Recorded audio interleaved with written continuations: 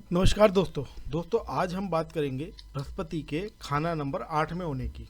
कि बृहस्पति जब खाना नंबर 8 में होगा तो वह किस प्रकार का परिणाम जातक को मिल सकता है। देखिए, वैसे तो परिणाम के लिए बहुत सारी चीज़ें देखनी पड़ेंगी, लेकिन तब भी लाल किताब के अनुसार कोई ग्रह किसी भाव में बैठा होता है तो वह अपना एक निश्चित परिणाम तो देता ही है, और उसके निश्चित उपाय भी हो ही सकते हैं। वो उपाय कॉमन होते हैं, इसलिए आप कर सकते हैं उनको। अब यहाँ हम बात करते हैं कि पंडित जी ने बृहस्पति के खाना नंबर 8 में क्या बताया है। पंडित जी ने बताया कि बुजुर्गों का हो साथ, जब रात करता, खजाना जर व माया आयु बढ़ता। हमको पढ़ने से लग रहा है कि कुछ ज़्यादा खराबी वाला काम तो है नहीं इसके अंदर, कि कोई बर्बादी वाली बात लिखी हो या कुछ हो। तो चलिए अब हम बात करते हैं आगे। 8वां घर एक रहस्यमय घर माना जाता है। यह जातक को गुप्त ज्ञान के प्रति झुकाव को दर्शाता है। इस घर में किसी व्यक्ति की दीर्घायु या अकस्मात मृत्यु को भी आंका जा सकता है। 8वें भाव में बृहस्पति के बल से बृहस्पति के परिणाम का पता लगाया जा सकता है। आमतौर पर 8वें घर में बृहस्पति की उपस्थिति जातक को सहज, प्रतिभाशाली, उदार और रहस्यमय बनाती है।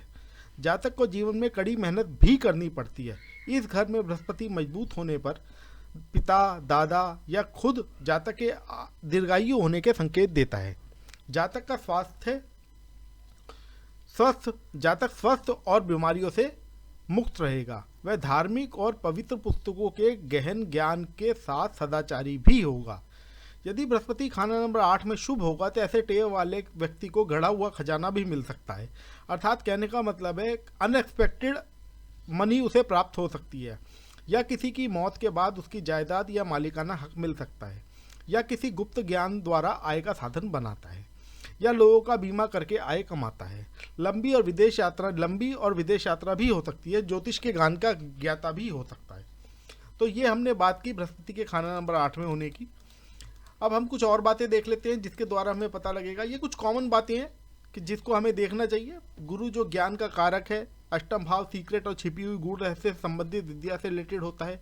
अतः अष्टम भाव में गुरु जातक को ज्योतिष और पराविज्ञान जैसे विषयों से में रुचि दिला सकता है। जातक रिसर्च में स्टडी कर सकता है।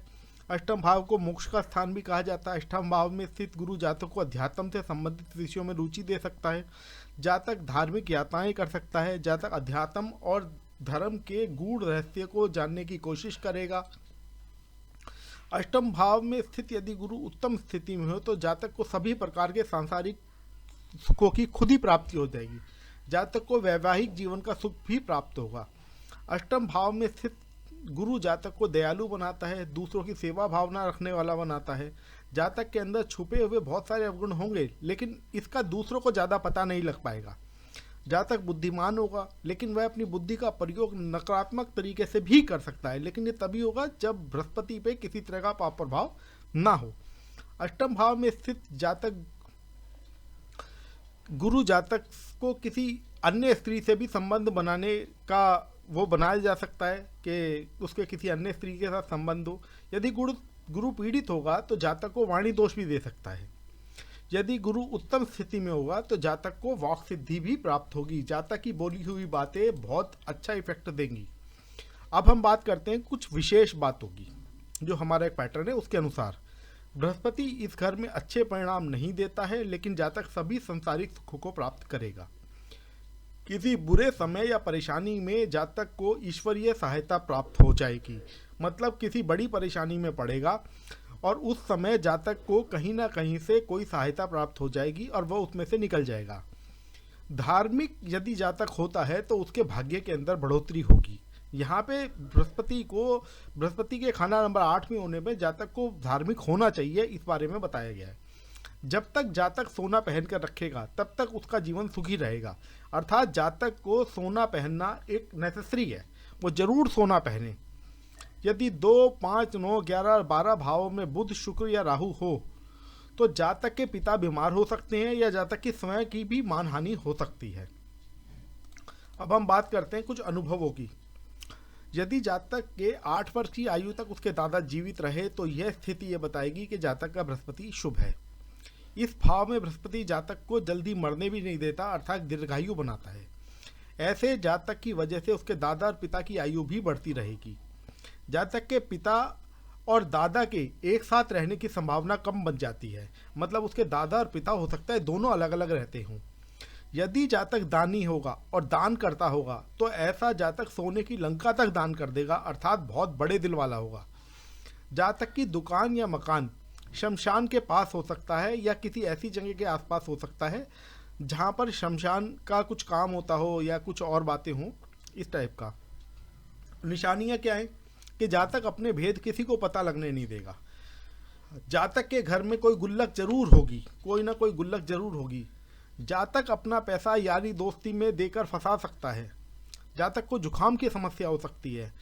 पत्नी की तरफ से यानी ससुराल से पैसे की प्राप्ति हो सकती है, या जातक की पत्नी हो सकता है स्वयं ही कोई कार्य करती हो, जातक को उससे पैसे की सहायता प्राप्त होगी। यदि जातक को दान न देने की आदत हुई तो ये बुरे बृहस्पति की निशानी होगी।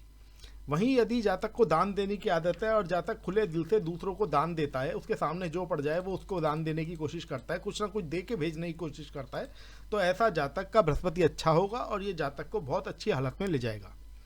अब बात करते हैं सावधानियों की।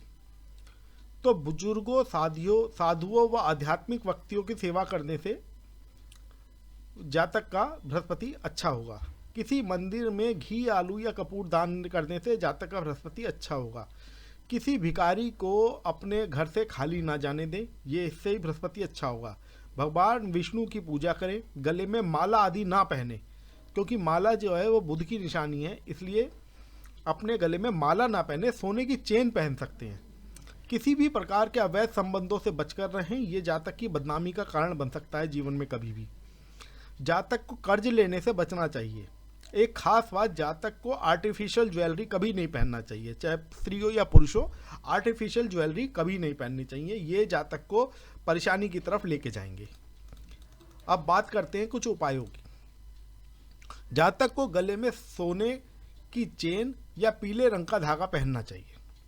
यदि अशुभ परिणाम मिल रहे हों तो किसी मंदिर में 8 दिनों तक 200 ग्राम चने की दाल दान में देनी चाहिए।